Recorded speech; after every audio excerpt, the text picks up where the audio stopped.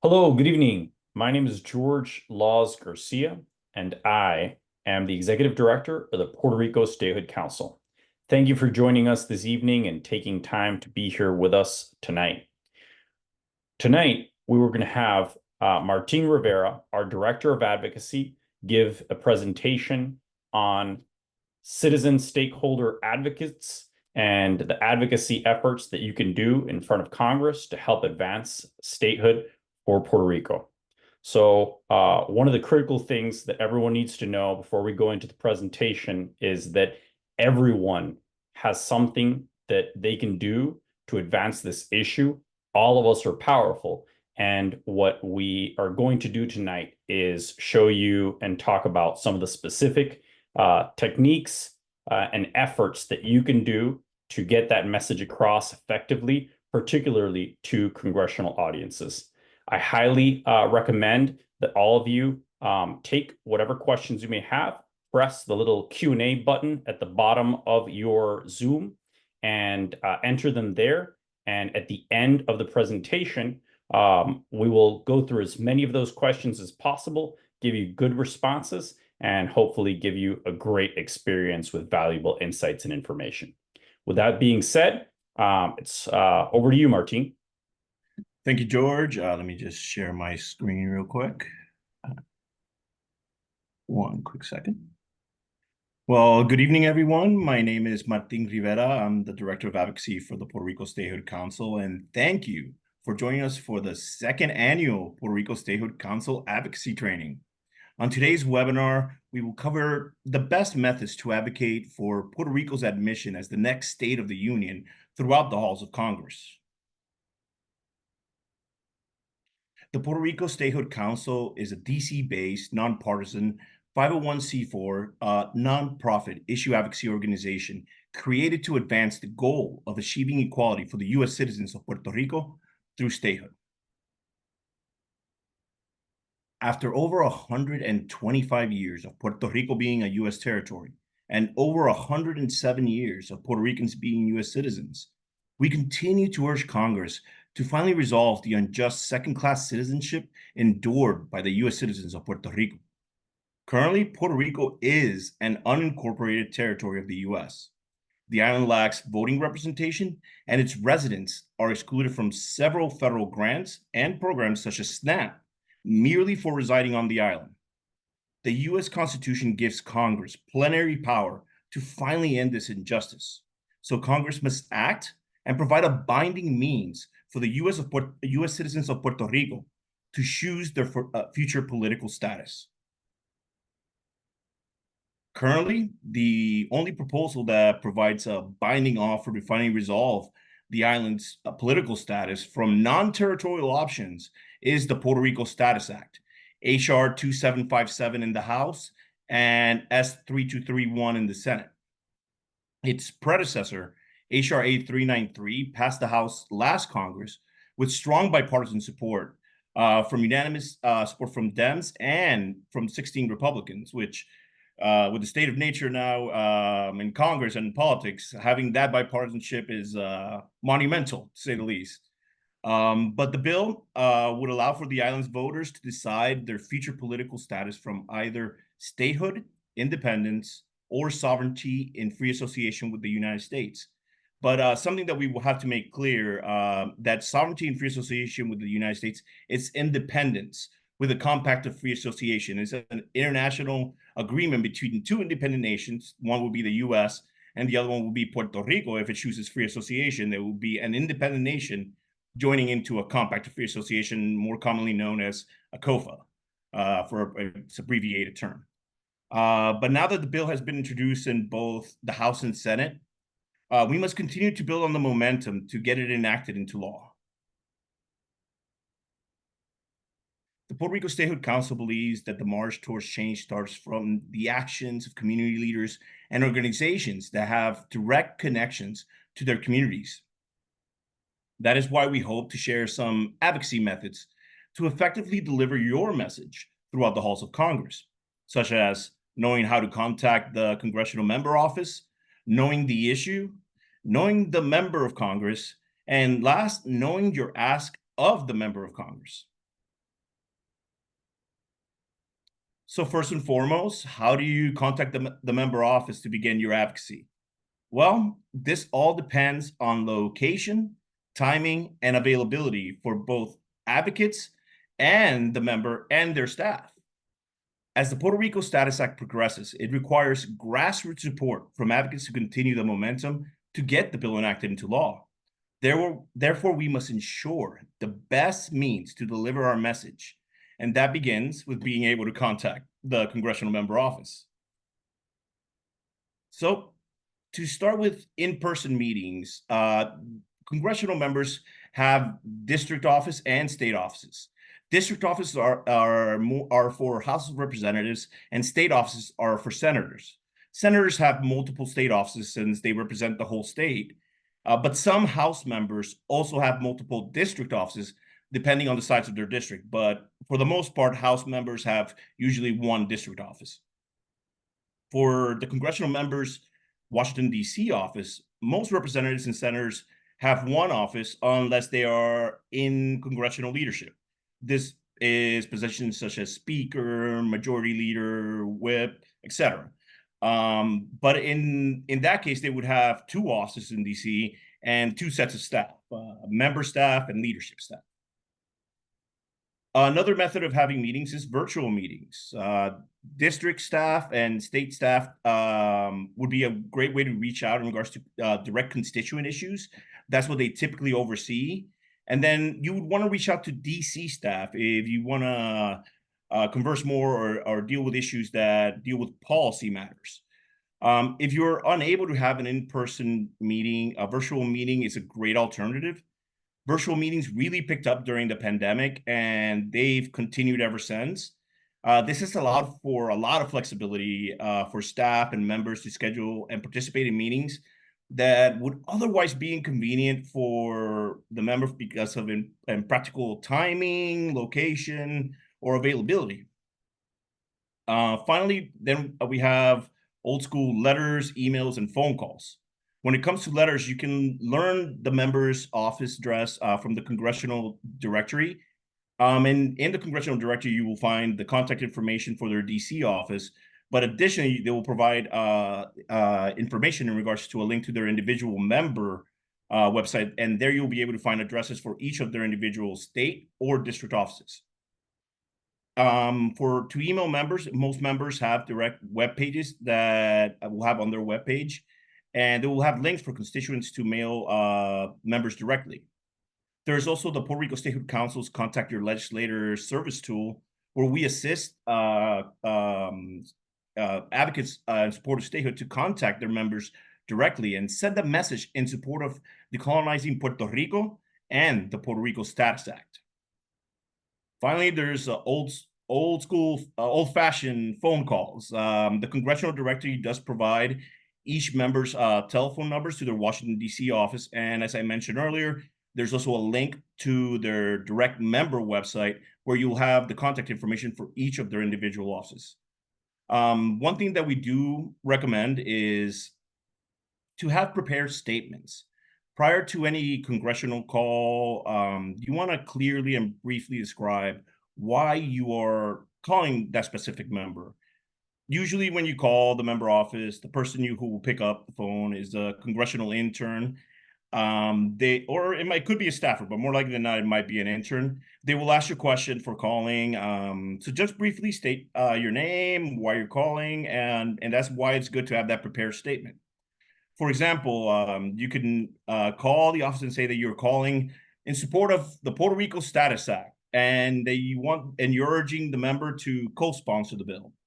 Another example would be if the member is already a co-sponsor of the bill, that you're urging that member to call for a hearing in the Senate Committee on Energy and Natural Resources, which is the committee of jurisdiction that oversees this issue. The staffer will take down your comments and inform the member.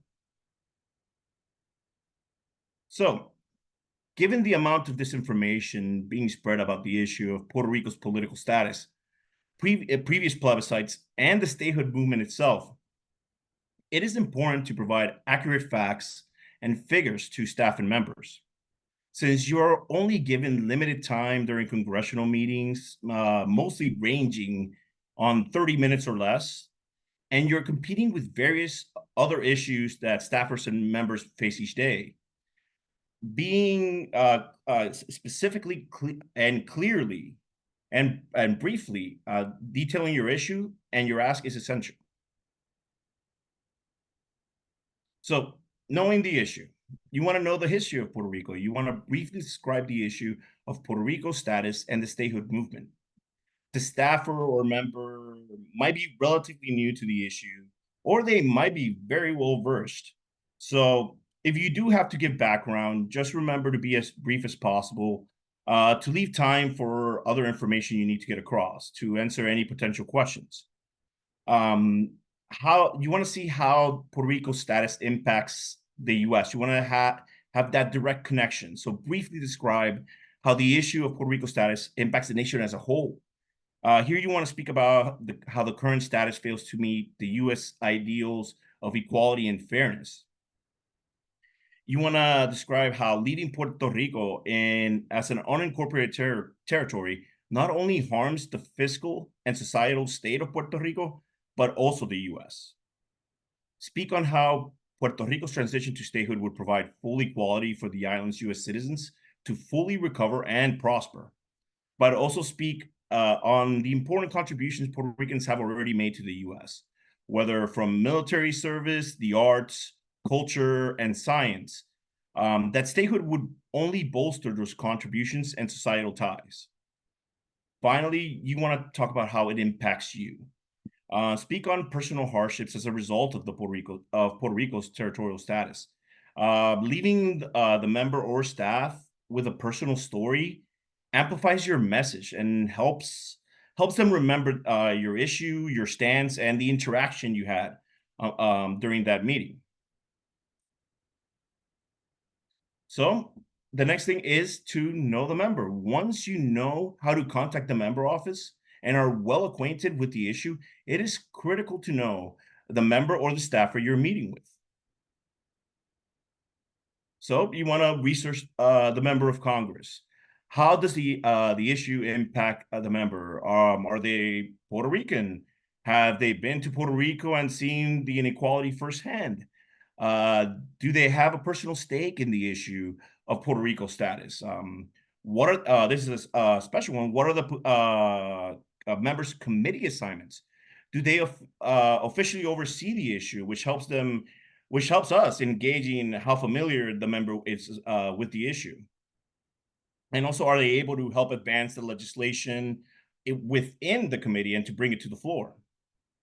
Each of these questions will help address the familiarity and interest of the member on the issue of Puerto Rico's political status, and this will help you narrowly tailor your message to that specific member. You also want to remember the member's district and state. You want to do a little bit of research on that. You want to know the population and makeup. Does the member have a large number of Puerto Rican constituents in their district or state? What are the members' political alliances? Depending on whether the member is a Republican or Democrat, the messaging and information provided should be tailored with those considerations in mind. Additionally, if you want to know if that member has affiliations with certain groups or organizations, to either rebut or correct any disinformation that has been previously provided to this member, as well as to take into consideration that those groups or organizations might be constituents of that member.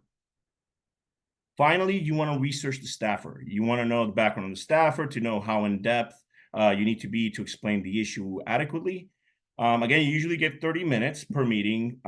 So if the staffer is well acquainted with the issue of Puerto Rico's status, you will be able to have more time speaking on the legislation, how the current status impacts you, and why the member should support the proposal. Additionally, knowing the staffer's background might help with deciding the tone and what information is shared throughout the meeting. Going forward, the Puerto Rico Statehood Council believes we must continue to think of unique and innovative means to inform members and staffers to increase support for the legislation that will end the island's undemocratic territory status. Therefore, as advocates, we must clearly and precisely describe what our ask is of the member of Congress and to their staff who might be hesitant to support the statehood cause. So you want to have a set goal. You want to clearly define the ask of the member of Congress. And this is a little hint that I always recommend. Again, you have limited time with the member of Congress. So I recommend that within your 5 minutes of being in that meeting, you present your ask to the member. Your conversation might go into different tangents that might get convoluted, or the meeting could be cut short. So you want to clearly state your ask as soon as possible for the staffer or the member to know your specific requests. And again, the examples would be co-sponsor and vote yes on the Puerto Rico Status Act, or to call for a hearing to be scheduled in the Senate Committee on Energy and Natural Resources before the end of the year. So those are like clear asks that you can have right away, and you can mention them again throughout the meeting and at the end of the meeting as well. But again, you want to have it within those first 5 minutes, because that's when you have their attention. And again, you don't know how much time you're going to have with that member or staff. Next, you want to address their concerns. The member or staff might have concerns about the issue or the legislation itself. So the member or staffer might be concerned about pushback from certain groups, political sectors from the district or state, or from usual political coalitions that a member has aligned with in the past. So overall, you do want to become a resource. You want to provide one-pagers and other educational materials that will be useful to staff regarding the issue of Puerto Rico's political status, and to push back on disinformation by opponents of statehood or opponents of the legislation. You want to speak on the importance of the partnerships between congressional offices and advocacy organizations, because advocacy organizations are the ones that have the direct connections to these historically marginalized communities, such as us, who are fighting for the equality of Puerto Ricans in the island. So now, as we head into the last stretch of the 2024 election season, we must remember that there are more Puerto Ricans living stateside than they are on the island. Approximately 5.8 million compared to the 3.2 million living on the island. That means that our voting power goes far beyond the island to across the 50 states. Here's a quick example: states with high Puerto Rican populations. Here we have Florida with the most Puerto Rican stateside, with close to 1.2 million living in the state. New York has a little bit over 1 million. New Jersey, for example, has 484,000. Pennsylvania, 466,000. And Illinois has about 202,000 Puerto Ricans living. Those margins decide elections. And given the electoral power of Puerto Rican stateside, we must continue to demand an end to the undemocratic territory status of Puerto Rico. We must urge our elected leaders in Congress to provide a binding means for Puerto Ricans residing on the island to choose their own political future. So let's start real quick with Florida and Florida senators, Senator Michael Rubio and Rick Scott. Despite having the largest population of Puerto Rican stateside, again, close to 1.2 million, Florida senators have failed to co-sponsor the Puerto Rico Status Act or introduce their own proposal of their own. And this is unfortunate because both Senators Scott and Rubio have expressed past support for ending the territorial status of the island and in favor of statehood. So therefore, we want to urge them, and we want to urge our followers in particular to urge them to contact them and tell them that they need to co-sponsor the Puerto Rico Status Act, or make a proposal of their own. But we, again, given the large Puerto Rican population and the election cycle, it's an issue of importance that, again, could swing any election. Next, let's discuss New York. Both senators from New York have co-sponsored the Puerto Rico Status Act. Senate Majority Leader Chuck Schumer and Senator Gillibrand, Kirsten Gillibrand. They're both co-sponsors. So the best messaging for them would be a little bit different, given that they're already co-sponsors. You want to thank them overall for co-sponsoring the Puerto Rico Status Act, but you also want to urge them to call for a legislative hearing in the Senate Committee on Energy and Natural Resources, which again is the committee that has jurisdiction over the issue. Interesting here in New Jersey. So in New Jersey, Senator Cory Booker is a co-sponsor of the Puerto Rico Status Act. But the junior senator currently, who replaced Senator Bob Menendez, George S. Helmy, has not co-sponsored the bill. So the best messaging for Senator Booker's office would be thanking him for co-sponsoring the bill, and again, also urging him to call for a legislative hearing in the Senate Committee on Energy and Natural Resources. For Senator Helmy, we should urge his office to become a co-sponsor of the Puerto Rico Status Act. In Pennsylvania, both Senator Casey and Senator Fetterman are co-sponsors of the Puerto Rico Status Act. Therefore, again, best messaging is to thank them, but to call them to hold a hearing in the Committee of Jurisdiction to hopefully bring the bill to the floor for a vote. Lastly, Illinois is a little bit tricky. Despite both Senator Durbin and Senator Duckworth having co-sponsored legislation to decolonize Puerto Rico in the past, they have failed to co-sponsor the Puerto Rico Status Act. This is despite the Democratic Party officially endorsing the Puerto Rico Status Act as the best means to decolonize Puerto Rico in their 2024 platform. So if you contact their office, they might mention their previous support of one of the predecessors of the Puerto Rico Status Act.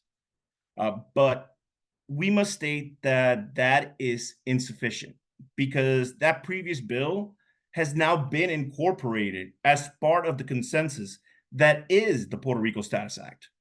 So our supporters in Illinois should urge Senator Durbin and Senator Duckworth to co-sponsor the Puerto Rico Status Act as the successor of past legislative proposals and to end the undemocratic status of the island. And then to move on back to the island, the focus of our 3.2 million U.S. citizens who reside there, our recent poll of the island's registered voters demonstrated a few interesting findings. If the choice was between statehood or independence, 73% would choose statehood. However, we found that most voters still don't recognize that free association is independence with an international agreement known as a Compact of Free Association. But at the end of the day, free association is independence. It's not the new Estado Libre Asociado. It's not the new Commonwealth. It is becoming an independent nation with an agreement. We have a similar COFAs compacts with 3 other nations: Micronesia, Palau, and the Marshall Islands. So it's interesting because then the next part of the poll that I'm showing here, it shows that from the poll, if we had from the 3 choices, 45% would choose statehood, 23% would choose free association, and 11% would choose independence. The remainder would are still undecided on the issue. But it just demonstrates how we still need to educate the public and even at times some members of Congress that free association is independence. And that's something that we have to get across, especially heading into the upcoming non-binding plebiscite on the island, but also for our advocacy here in Congress. Finally, from the poll, we found that 85% considered their U.S. citizenship, which is guaranteed only under statehood, important or very important. And similarly, a similar percentage want to be able to vote for the U.S. president, a right that is limited to U.S. citizens who live in a state. So again, after 125 years of Puerto Rico being a U.S. territory and its residents being U.S. citizens for over 107 years, Congress must resolve the island's political status for it to fully recover and become truly resilient. But it is up to advocates such as yourselves to continue the ongoing efforts to end the colonial status of the island and bring full equality to our fellow U.S. citizens in Puerto Rico through statehood. Again, thank you everyone who can attend tonight's webinar. Please make sure to subscribe to our YouTube channel to watch more of our content. And don't forget to follow up on all our social media platforms for more information on our organization. Also, please visit pr51st.com. Thank you very much. And then the next part, on this section of tonight's webinar, we wish to take questions from tonight's audience and try to answer them to the best of our ability. So let me just get out of here and just end this one quick second. All right. Thank you so much, Martin. Greatly appreciate that excellent presentation. We do have some questions in the Q&A, and we will go through a few of those. And then there's also the capacity for those of you who may want to say your question verbally. You can raise your hand and we'll recognize you and give you the opportunity to state your question, and then we'll provide the response. So there's currently one person with their hand raised, Emmanuel Morales. So Emmanuel, please ask your question. Thank you very much and good evening. My name is Emmanuel Morales. I'm from Philadelphia, Pennsylvania. I've been here since 2006. The webinar, the information is beautiful, very good. It's not a question, it's about,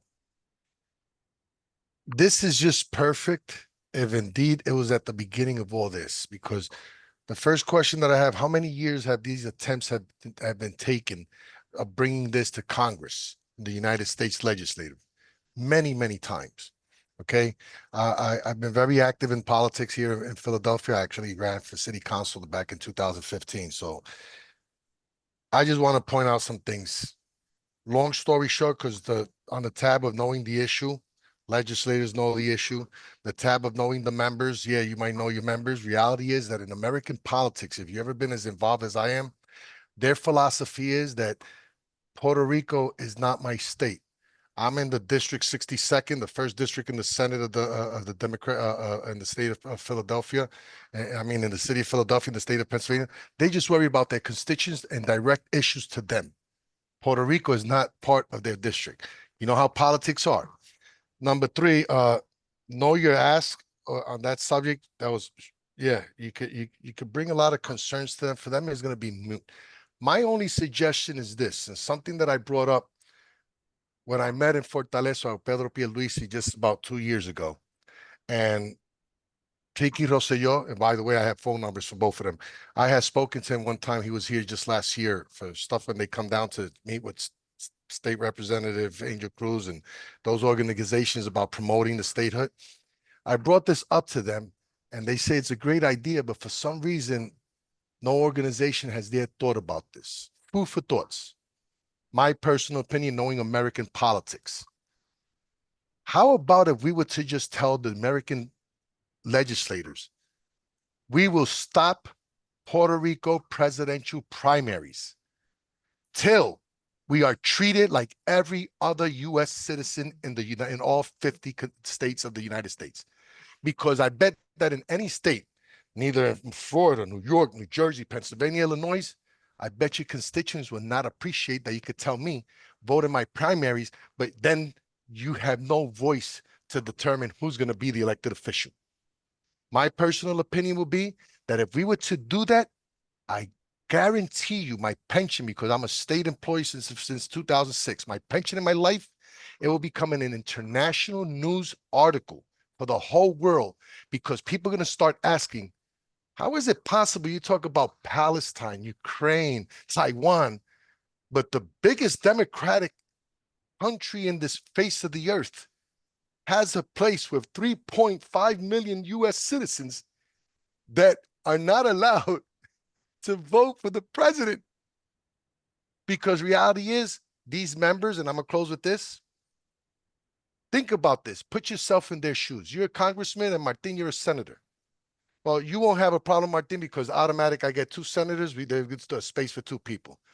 But George, imagine if I were to tell you, because you live in, what is it, Texas, Minnesota, I think Florida, and California. Hey, do me a favor. For 107 years, we have a problem with 3.5 million US citizens that do not vote for the president. Will you be willing to give up your seat so we could bring a Puerto Rican to sit in Congress? Be real. If I was them, I would say, hell no. Well, You thank you know, so much for your comments, Manuel. We greatly appreciate all of the information that you've provided. I'll provide a few reactions to that and then hand it over to Martin. I think the first thing that you said is really critical. Most members of Congress do not see Puerto Rico as an issue that is their concern because the voters in Puerto Rico don't vote for them and they're not in their district. The reality is, however, that Congress as a whole, every single one of the 535 members of Congress in the House and in the Senate have direct jurisdiction and responsibility over Puerto Rico because Puerto Rico is governed under the U.S. territorial clause. Now, the best way for members of Congress who do have that power, do have that responsibility, and do have that jurisdiction to realize that they have a responsibility to respond to the needs of the U.S. citizens of Puerto Rico, and the fact that the U.S. citizens of Puerto Rico have already voted multiple times against continuing under the current territory status and with a majority in favor of statehood as their preferred non-territory option, is for advocates and supporters stateside to say, as your voter, I care about this issue. As your voter, I think that you have to get involved in this. And what we've found over and over again over the course of the last several years and of the last, particularly from 2021 until 2024, is that when that citizen advocacy effort is present, members respond. And what we've seen is that they actually do take action, even members sometimes that don't have large Puerto Rican populations in their district. And that's how we got a bipartisan majority in the U.S. House of Representatives to pass the Puerto Rico Status Act in December 2022. And that's exactly the same way that we've been able to get bipartisan members, I think over 90 in the House to support the Puerto Rico Status Act. And then in the Senate recently, we've achieved 27 members to support that legislation. Those members have had advocates from their districts, from their states, and also from Puerto Rico directly come to them, express the importance of this issue, bring their personal stories, and engage them directly. And it has had an impact. That's why we've seen this growing support. So I definitely understand the sense of frustration that you feel, and obviously it's natural to have cynicism in an issue where it's been 125 years and it remains unresolved. But what we're seeing now is that step by step, we're actually moving forward to meet the threshold that's necessary for things to be addressed. One other issue that I'd like to address was your last point about the potential for members to have a scare tactic used against them, where some people say that if you offer Puerto Rico statehood, then automatically, certain House seats are going to be lost. The reality is that the process of apportionment, which is the process under the U.S. Constitution by which states are assigned a number of members to represent each state in the districts, in the congressional districts, it is actually governed by a federal law. And that law establishes the number of seats in the U.S. House of Representatives.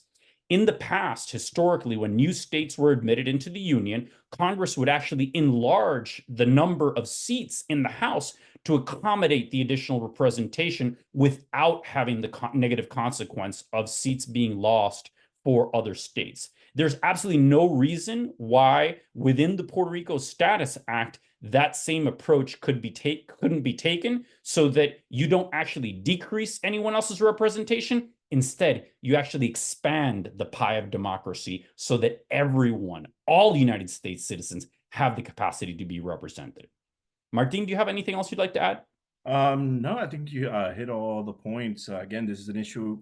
Again, the way you sell it to most of these members is that, again, you have to see what those members care about. If it's an issue of civil rights to them, if it's an issue of national security in the Caribbean, again, Puerto Rico is the farthest a U.S. border that is the gateway to Latin America. So there are definitely conservative members who care about protecting the U.S. and national security in the region and how it impacts the nation as a whole. So there are ways to bring this issue and show them the bigger picture. But also, as we've seen, and unfortunately, as again, there's more Puerto Rican stateside than there are on the island. This issue is becoming a domestic issue. Then Puerto Ricans do vote on this issue in general elections, and that's why we need to use our voting power on who we choose at the ballot box this coming November. Excellent. Thank you so much, Martin. We're going to take the next two live questions, and then we'll go through a few that have been put in the Q&A section and try to answer those. So, Mr. Dennis Freitas, please ask your question. Dennis. Dennis, I think you're muted.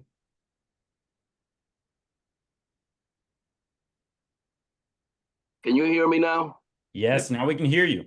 Welcome. Yeah, well, welcome. You guys are the best. Let me tell you, I've been around here doing this for about 30 years in Florida, and both of you are really going down with the facts, and I think you're doing a great job, both George and Martin. The question that the gentleman had about, how to approach a constituent of a congressman. What is it there for the congressman? With civil rights, I think Martin hit it there at the end. We got to be patriotic about this. Our Declaration of Independence talks about consent of the governed. Puerto Ricans have consent of the governed? No.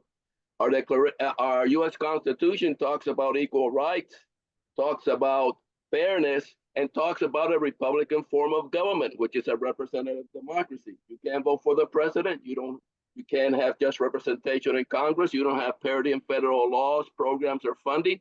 And if you don't have a permanent statutory citizenship, there are many congressmen that have Puerto Ricans. Like me, I live in Florida. I was born in Manatee. I have a statutory non-permanent citizenship, even though people can argue it's unsettled law, but the evidence is there. So you can tell the congressman, hey, you got constituents that don't have the same citizenship that you have. And why? Because their citizenship is not permanent.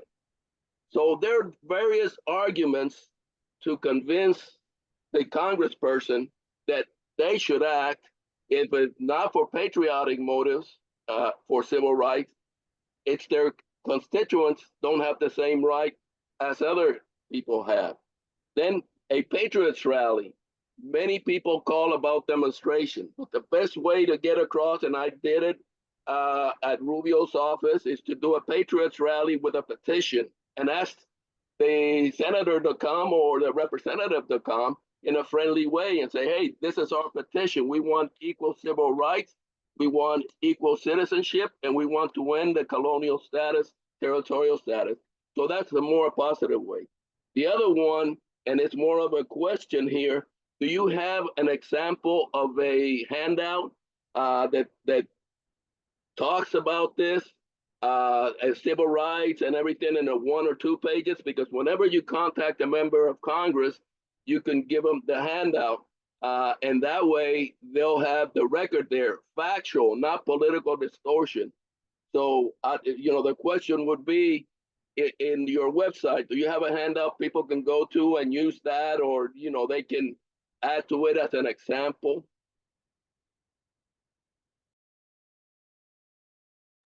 George, you're muted. Excellent. Thank you so much for those comments and questions, Dennis. And the answer is yes, we do have a ton of information available on the pr51st.com website. We do have some fact sheets on there, and we're going to be updating those in the very near future. So look out for that updated information. As far as where they are on there, I will quickly go. If you go to the website and go to the videos section, at the bottom of that, there's a set of fact sheets that are listed on there. We'll try to make sure we provide updated versions of those. And then also after this event is over, we'll send an email with a copy of the presentation, and we can include a link to additional fact sheets and information that could be useful.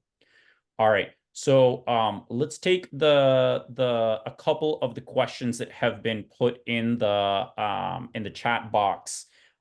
So the first one we got was from Julio Figueroa, and he writes, should we also have the same approach for the island's own state representatives? I say this because I just don't see pro-statehood elected officials being as active as they can be to facilitate changes we need locally that can advance statehood goals. For example, more English in schools, more education, more activism, more presence in social media campaigns, other than electoral season, etc.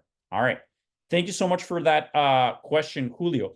I think the reality is that a lot of the same tactics that we described here can very well be used for your local senators and representatives in Puerto Rico. The most critical thing is that you reach out to them in their offices and let them know that you want to see them more active in advocacy efforts in front of Congress and in front of the federal government to advance this issue. There are some members of the Puerto Rico State Legislature that have been incredibly active on this issue in the last few years, but also over the last several decades. And they do have an impact because when they come up to Washington as an elected official locally in Puerto Rico, they're listened to. And many of them also have national political affiliations with the Democratic and Republican Party, and they've leveraged those in order to gain access to certain members, caucuses, and other forums where they can come and bring their perspectives and share their ideas. Likewise, locally, I think that there's many different legislative avenues like the ones that you mentioned that could be done to basically continue moving Puerto Rico so that it's more ready to become a state in the near future. So passing local legislation to advance those things are definitely things that should be recommended. All right. Amelia de Jesus asked, how can we contact you? Your information. So Martin quickly shared his contact information on the screen. And then after this, Martin will send an email that will include his contact information as well. So thank you for that. We have a comment here from Michael Savante. In 2019, Ohio had the 10th largest concentration of Puerto Ricans in the United States, with an estimated population of 130,000, with the majority of Puerto Ricans residing in Lorain County per 10,000. So thank you, Michael, for that observation. I think what that shows is that Puerto Ricans are also present in key swing states, which is something that we've been trying to highlight for both presidential candidates and their campaigns, that Puerto Rican voters are present in some of the key swing states that are going to decide the outcome of this and future presidential elections. So that's definitely absolutely critical. All right. And I just wanted to add, yes. just added my contact information on the chat. Look forward to hearing from you. Excellent. All right. So Luis Rivera asks, do you have a list of all senators, their current positions on the issue, either for or against, and reasons? And Luis, we do have a lot of information about the positions of senators and representatives on this issue. Unfortunately, not all members have had the opportunity to vote on this legislation.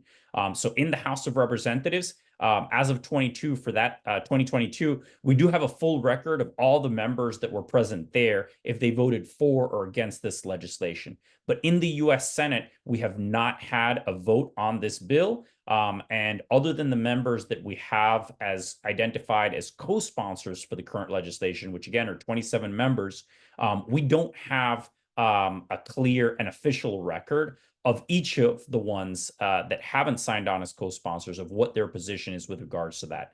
And that presents a challenge and an opportunity. The challenge is some members may be against it, and some members may not want to take a position until the issue comes up for a vote either at the committee level or in the floor of the Senate.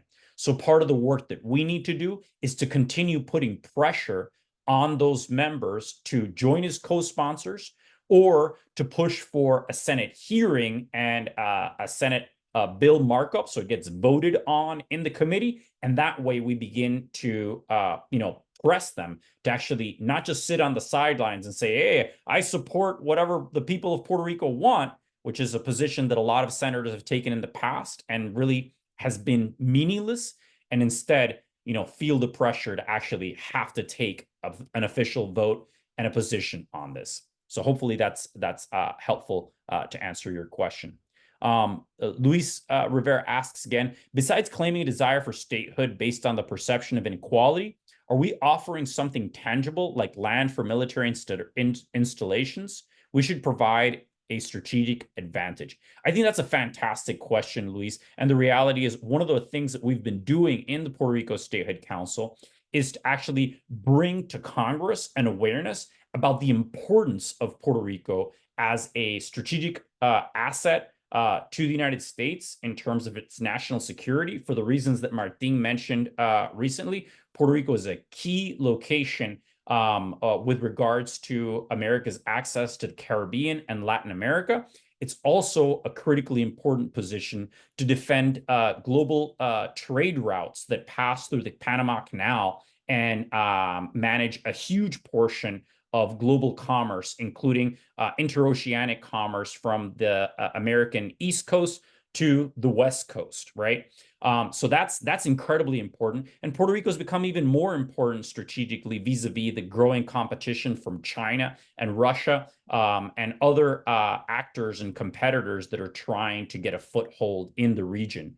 The other really big advantage that Puerto Rico brings to the table is the amount of economic connection that there is between the island and the states. Many members of Congress and many in the public don't know, but there's approximately $70 billion worth of interstate commerce every single year going back and forth between the islands to the state and between the states to the island. This means that all of the economic activity that happens in Puerto Rico generates jobs, generates profits stateside. So the more support brought to Puerto Rico through statehood, so its economy can grow, the more businesses and jobs on the mainland will be strengthened. And I think that that's a critical argument that can be made. And as one point of reference, earlier this year in July, we hosted, actually the Congressional Hispanic Caucus Institute hosted a congressional briefing, which I had the privilege to moderate. And we brought in economists and experts and constitutional law scholars and scholars on international relations and international affairs to talk about this very issue. So if you go to our YouTube channel, there's a whole hour-long presentation specifically on those topics that you are mentioning. And if I can just add one thing, yes. You hit most of the points, George, but one thing, especially right now, you mentioned it a little bit, nearshoring. Right now with Puerto Rico has the talent, Puerto Rico has the facilities. Now with like the CHIPS Act, with the heavy medical manufacturing in Puerto Rico, and now with more nearshoring from Asia coming back to this side of the hemisphere, Puerto Rico's primed to be an essential asset of the U.S. going forward on protecting supply chain and also having that critical, essential devices that are going to safeguard our nation overall. But those are a few more points that, again, it's more on the economic side, but it also impacts the national security side as well. Excellent. So, Martin, I'll hand this one over to you. Albert Garcia asks, I live in California. What's your advice for me? California. So California actually does have a good amount of Puerto Ricans living in the state. As I mentioned, most Puerto Ricans live stateside now, and we're all across the country. My family is in Florida, and they're also in Colorado. So, and I've met with members from those states. And when we tell them that you have Puerto Ricans in your district, there's an issue that matters to them.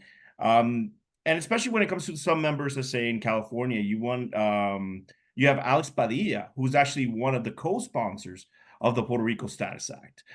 Both Senator Butler as well as one of the senators who co-sponsors the bill. So as I mentioned earlier, you want to thank them for supporting the legislation, and you want to advocate and urge them to call for a hearing before the end of this year on the Status Act. And again, we don't have the entire California delegation as co-sponsors, but last year, or last Congress, I might say, the entire Dem party voted for this bill. So the state of California, at least on the Dem side, is good. But again, this is a bipartisan issue. So we need to get these Republican members as well, who need to see the issues that George mentioned previously, how this is, yes, an issue of civil rights, but also an issue of national security as well, and connect and make that connection so they can see why it is vital to address this issue adequately and provide that binding resolution to this issue once and for all. Excellent. Thank you so much for that answer, Martin. So Martin, I'll send this one right back to you as well. We have a question from Jean Roman. Is anyone or any group responding to the misinformation being pushed by groups like the Puerto Rican Cultural Center of Chicago? Yeah, so I actually, it's interesting you mentioned that. I actually was at the DNC. I had a chance to participate just being there. And one thing that you have to get across is just bring up the facts. Citations always help.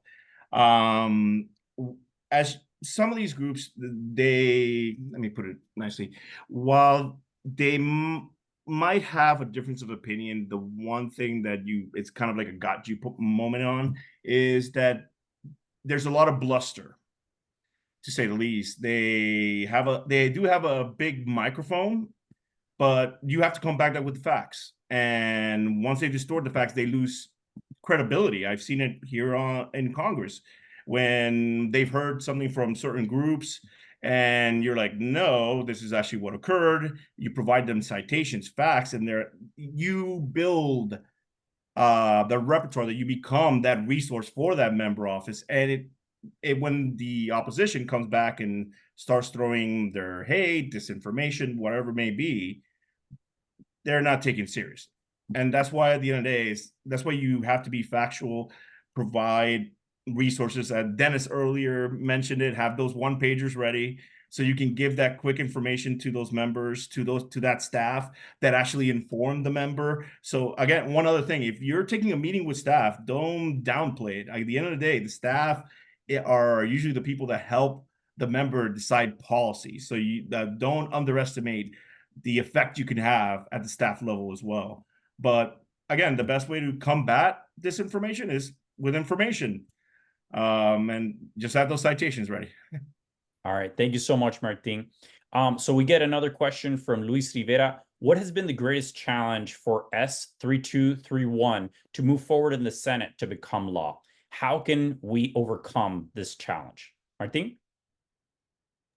Well, the first thing for it to become the Senate, I believe it's been over 11 years since the last hearing in the Senate, George.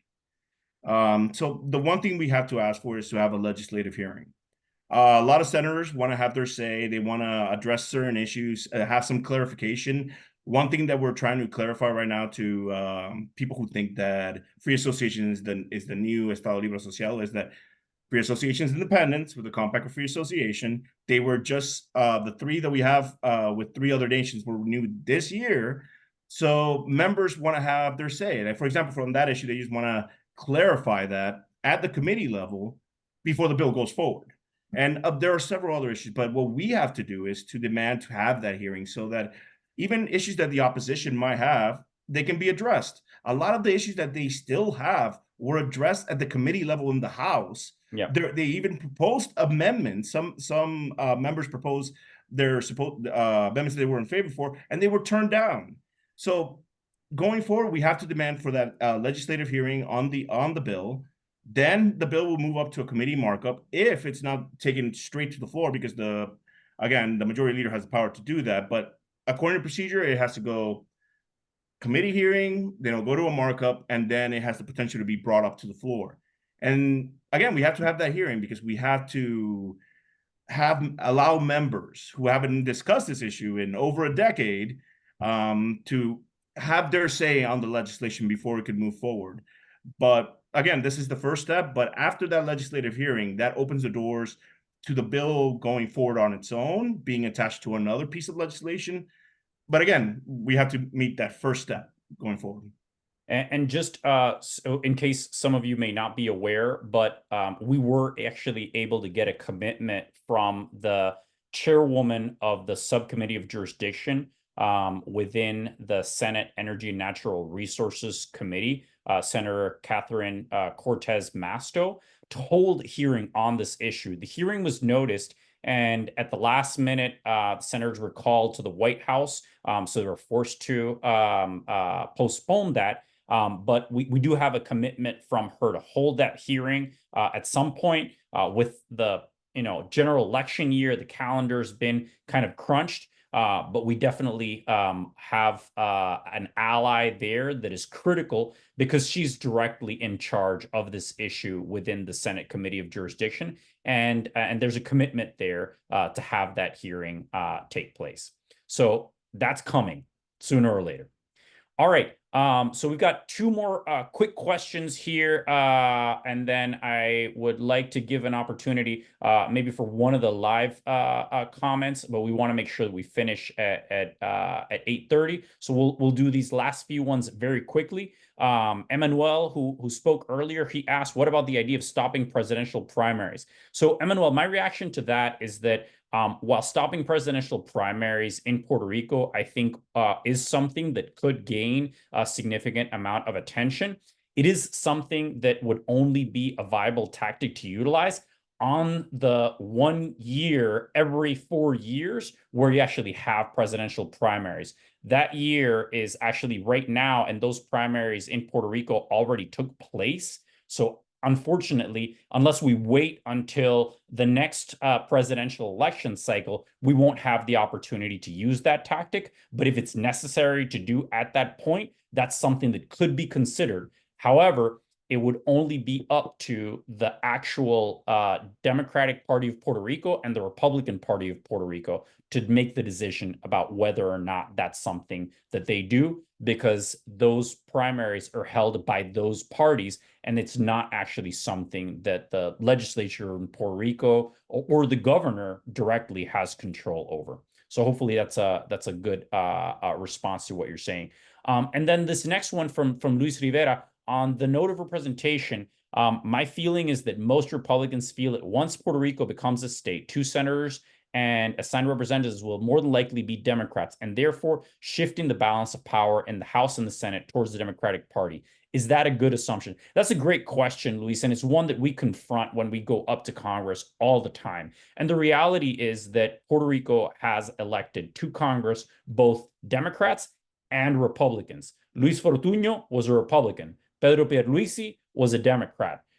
Jennifer Gonzalez, who's the current resident commissioner and possibly going to become the next governor of Puerto Rico, is also a Republican. So I think one of the critical things for members of Congress to understand is that voters in Puerto Rico are not monolithic. That in reality, in Puerto Rico, we have both, highly conservative voters, and we have some voters that are more liberal and progressive. And a lot of voters that are swing voters, right? That are going to vote for candidates that respond to their issues and their interests. So Puerto Rico is a swing jurisdiction. It has the capacity to elect both Democrats and Republicans. And if Republicans are only thinking that Puerto Rico is like the Puerto Rican population's stateside, such as in New York or Illinois, they're actually not taking into account the electoral reality and the history of the island, which has in fact elected both Democrats and Republicans. So that would be the answer that I would provide. Martin, you have anything to add to that one?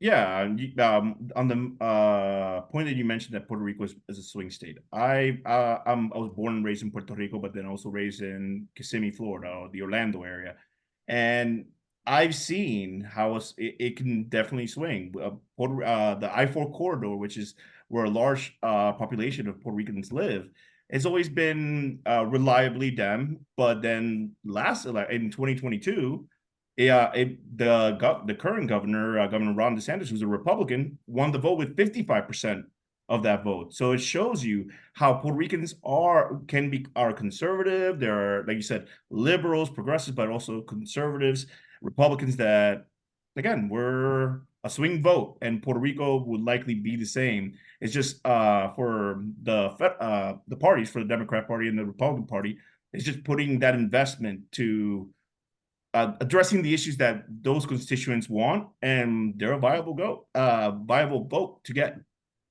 All right, so we're going to take our last live question and then wrap up this session. So Manuel Ponce, you have been incredibly patient. Thank you so much. You'll be our last question for the night. Please keep it brief, and we'll try to provide you a quick answer and wrap this thing up. All right, Manuel, you're up. Hi, can you hear me? Yes.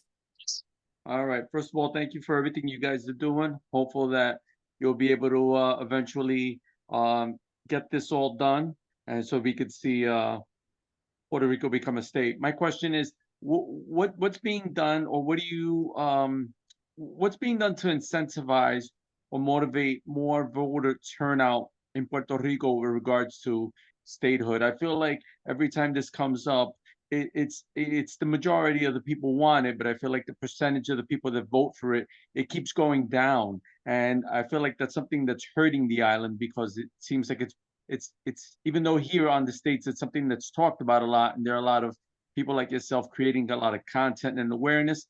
I feel like it's something that it's losing its traction on the island. So what's being done to try to get more support or get more people behind this so that they could see that they're taking this seriously as well? That's a great question, Manuel. Thank you so much for asking. And I would say a couple of things. I think the first thing that we have to recognize is that Puerto Rico has experienced a significant amount of population loss over the course of the last 2 decades. That has inevitably impacted the amount of voter participation, because the way that the laws in Puerto Rico are written around voter registration, even if voters leave the island and move stateside and are no longer technically eligible to vote on the island because they've now registered to vote stateside, the Puerto Rico State Elections Commission is required to keep them on the voting rolls for a period of time, I think until 2 election cycles after the last time that they voted. And part of what that does is you have an artificially high number of registered voters in Puerto Rico versus what are called effective voters, which are the actual people that are showing up to elections. That's a huge challenge, and it's a challenge that would require a change in law to have the possibility that if voters don't participate in one election cycle, then they would need to be taken off the voting rolls, or find some way to identify voters that have left the island, so that you can have more accurate voting rolls. So that's one of the challenges that there are. With regards to the status issue, the voter participation rates are almost identical in general elections to the voter participation rates for voting for elected office like governor or resident commissioner. So really, we don't see a lot of variation there. What you do have is instances like 2017, where that particular plebiscite on the issue of Puerto Rico's political status was held in an off-year election. And there, the voter participation was significantly lower, but it was actually within the normal range for off-year elections. Because in Puerto Rico, just like in Texas and Florida or anywhere else, when you hold elections that are out of the general election cycle of every 2 or 4 years, you have a lower participation rate. And that's just kind of the nature of electoral behavior patterns for voters. So that helps to maybe explain a little bit about the voter participation. And then the second part of your question with regards to what are we doing to help to increase voter engagement so that we get more voters involved in this. And, the answer is part of what you provided. We're trying to, one, provide accurate, meaningful, and engaging information to voters about this issue, why it's relevant, not just in kind of broader sense of the democratic principles and, participation in our society, but also in terms of their exact lived experience. How does this issue impact their healthcare, the amount of doctors that they have access to on the island? How does it impact the infrastructure and the conditions of the roads that they transit through every single day? So it's about taking this broader issue and then breaking it down in ways that people can relate to in their everyday lived experience. The other opportunity that we have is also to help educate younger voters who increasingly are paying attention to channels that are more on the social media side of the spectrum. They pay attention to a lot of information from celebrities who may not always be fully informed about this issue, or may sometimes just be putting forward their personal preferences as something that is what they think is best for everyone else. And then uninformed voters just kind of follow that. So part of what we need to do is to make sure that we let voters know, especially young voters, that the best opportunity to improve Puerto Rico's future for them and for the generations that will come after them is statehood.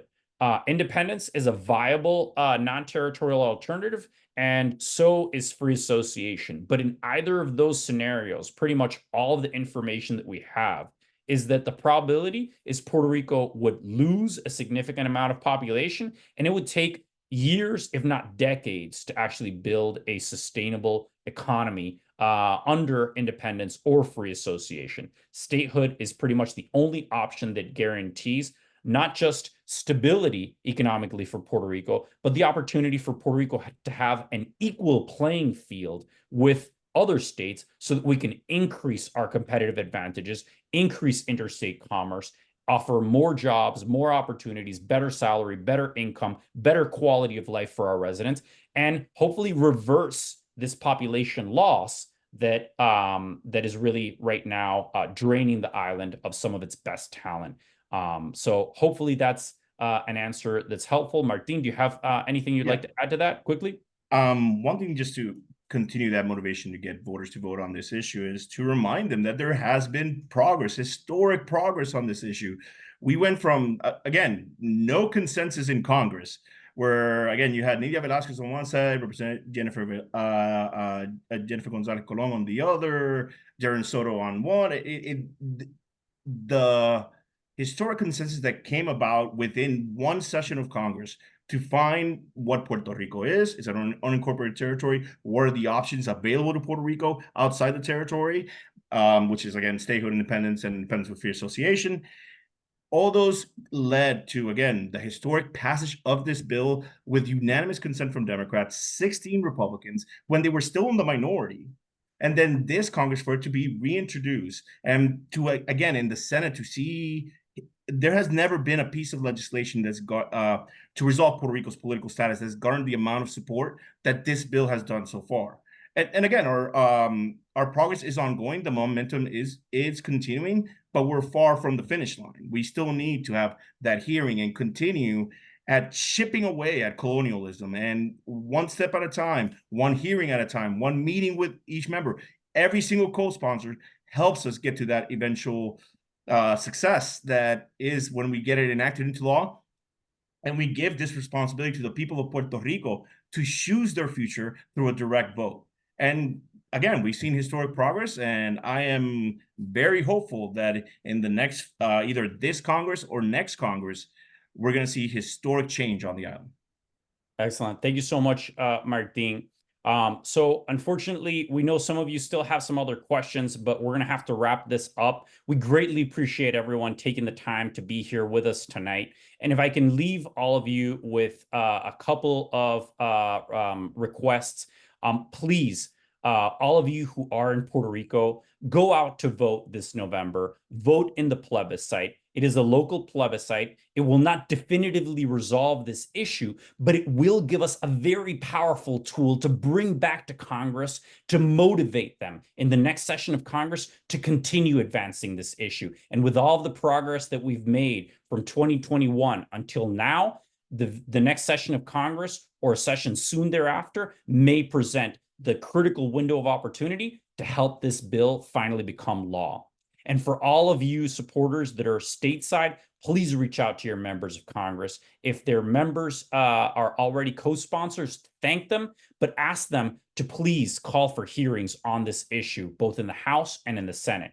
And if your member isn't a co-sponsor, please tell them, I'm a voter, I care about this issue, please help us by co-sponsoring this issue, which is critically important to the U.S. citizens in Puerto Rico, but also to your constituents here in your district and in your state.